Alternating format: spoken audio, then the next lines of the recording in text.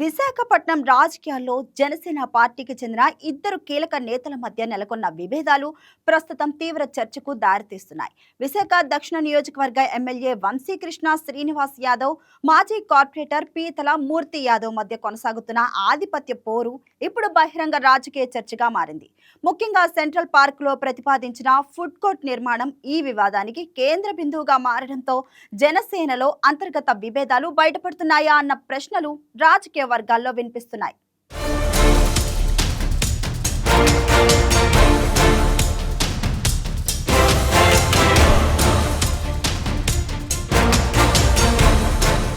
ఇటీవల విశాఖపట్నంలోని central park ప్రాంతంలో ఫుడ్ కోర్ట్ నిర్మాణానికి ఎమ్మెల్యే వంశీకృష్ణ శ్రీనివాస్ యాదవ్ శంకుస్థాపన చేశారు. ఈ ప్రాజెక్టును నియోజకవర్గ అభివృద్ధిలో భాగంగా ప్రజలకు ఉపయోగపడే విధంగా తీసుకువస్తున్నామని ఆయన వర్గం చెబుతోంది. అయితే ఈ ప్రాజెక్టుపై మాజీ కార్పొరేటర్ పీతల మూర్తి యాదవ్ తీవ్ర అభ్యంతరం వ్యక్తం చేయడం రాజకీయంగా ప్రాధాన్యత సంతరించుకుంది. ఫుడ్ కోర్ట్ నిర్మాణం పర్యావరణ నిబంధనలకు విరుద్ధంగా జరుగుతోందని, సెంట్రల్ పార్కులో గ్రీనరీ దెబ్బతింటోందని ఆరోపిస్తూ పీతల మూర్తి యాదవ్ హైకోర్టును ఆశ్రయించారు. ఆయన పిటిషన్పై కోర్టు స్టే ఇవ్వడంతో ఈ వ్యవహారం మరింత చర్చనీయాంశంగా మారింది.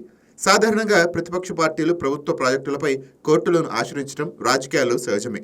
కానీ ఒకే పార్టీకి చెందిన ఇద్దరు నేతలు పరస్పరం వ్యతిరేక వైఖరితో వ్యవహరించడం జనసేనలో అంతర్గత ఆధిపత్య పోరుకు సంకేతంగా భావిస్తున్నారు రాజకీయ పరిశీలకులు. పీతల మూర్తి యాదవ్ వర్గం మాత్రం ఇది పూర్తిగా ప్రజా ప్రయోజనాల కోసమేనని చెప్తోంది.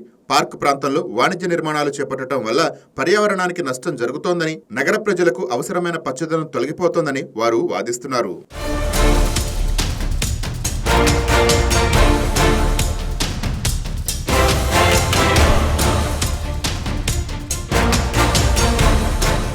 మరోవైపు ఎమ్మెల్యే వంశీకృష్ణ శ్రీనివాస్ యాదవ్ అనుచరులు మాత్రం ఈ ప్రాజెక్టును అభివృద్ధి కార్యక్రమంగా సమర్థిస్తున్నారు. ప్రజలకు ఉపాధి అవకాశాలు కల్పించడమే కాకుండా విశాఖ నగరానికి కొత్త ఫుడ్ డెస్టినేషన్గా ఈ ఫుడ్ కోర్టు ఉపయోగపడుతుందని వారు చెబుతున్నారు. అభివృద్ధి కార్యక్రమాలను రాజకీయ కోణంలో చూసి అడ్డుకోవడం సరైంది కాదని ఎమ్మెల్యే వర్గం విమర్శిస్తోంది. ముఖ్యంగా ప్రజలకు ఉపయోగపడే ప్రాజెక్టులపై కోర్టులకు వెళ్లడం వెనుక రాజకీయ ఉద్దేశాలే ఉన్నాయన్న అభిప్రాయాన్ని వారి మద్దతుదారులు వ్యక్తం చేస్తున్నారు. ఈ ప్రాజెక్టును ఎమ్మెల్యే వంశీకృష్ణ తన ప్రతిష్టాత్మక కార్యక్రమంగా భావిస్తున్న తరుణంలో అదే పార్టీకి చెందిన నాయకుడు దీనిపై అభ్యంతరం చెప్పడం పార్టీ వర్గాల్లో చర్చకు దారితీసింది. ఈ ఫుడ్ కోర్ట్ వివాదంలో మరో అంశం కూడా ప్రాధాన్యత సంతరించుకుంది. గతంలో ఇదే ప్రాంతంలో నడిచిన నైట్ ఫుడ్ కోర్టును తొలగించిన తరువాత పాత వెండర్లకు న్యాయం జరగలేదని కొందరు వ్యాపారులు ఆందోళన వ్యక్తం చేస్తున్నట్టు సమాచారం. కొత్త ప్రాజెక్టులో పాత వెండర్లకు అవకాశం ఇవ్వటం, కొత్త వ్యక్తులకు షాపులకు కేటాయిస్తున్నారన్న ఆరోపణలు కూడా వినిపిస్తున్నాయి. దీంతో ఈ వ్యవహారం కేవలం అభివృద్ధి అంశంగా కాకుండా రాజకీయ మరియు సామాజిక కోణాలను కూడా సంతరించుకుంటుంది. పాత వెండర్ల సమస్య పరిష్కారం కాకముందే కొత్త నిర్మాణాలకు శ్రీకారం చుట్టడంపై స్థానికంగా మిశ్రమ స్పందనలు వ్యక్తం అవుతున్నాయి.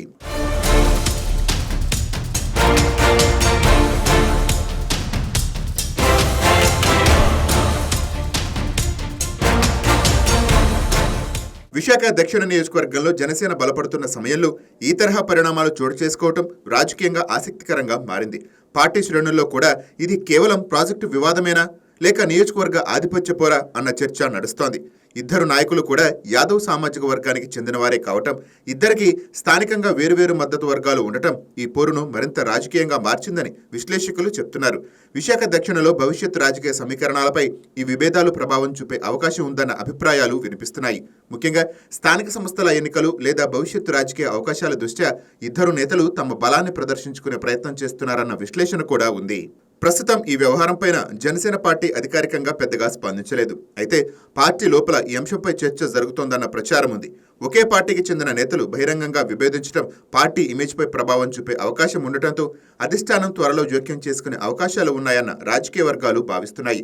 పార్టీ నాయకత్వం మధ్యవర్తిత్వం చేసి వివాదానికి ముగింపు పలకకపోతే ఈ విభేదాలు మరింత ముదిరే అవకాశం ఉందన్న ఆందోళన కూడా వ్యక్తమవుతోంది.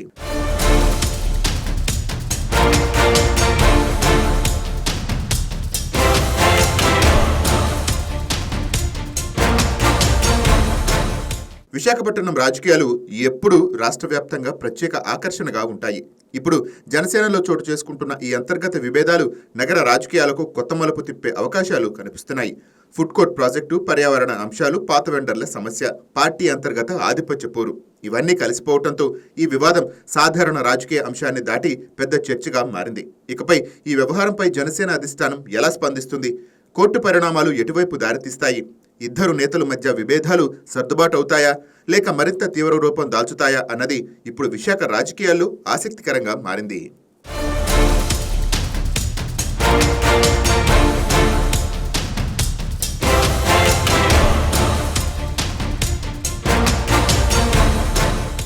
తెలుగు రాష్ట్రాల రాజకీయాలు, రాజకీయం వెనక రహస్యాలు, పార్టీలకు అతీతంగా నిగ్గు తెలుస్తాం, నిక్కచ్చిగా వెలుగులోకి తీసుకొస్తాం. ఇది ఇవాల్టి అవుట్లుక్. మరో ఎపిసోడ్ తో మళ్ళీ కలుద్దాం. అప్పటి వరకు stay tune to YK TV.